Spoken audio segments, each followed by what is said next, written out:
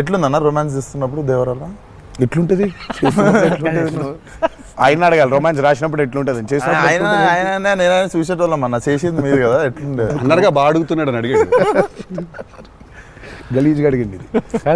కాదు రొమాన్స్ ఎట్లుంటది చేసినప్పుడు ఎట్లుంటది అంటే Do you have fear while doing intimate scenes? అట్లా ఇంటిమేట్ సీన్స్ ఏం లేవు కానీ ఫియర్ బండికి.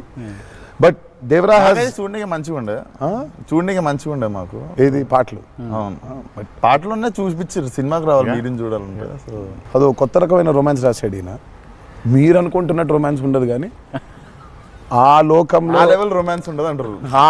కరెక్ట్ ఈ లెవెల్ రొమాన్స్ ఉండదు కానీ కొంచెం ఆ లెవెల్ రొమాన్స్ కూడా ఉండదు కానీ మా లెవెల్లో రొమాన్స్ ఉంటుంది. ఏదో ఏమో చేస్తావేమో ఫ్యూచర్లో అని. So it's nice, it will be good. Janhvi is phenomenal in the movie.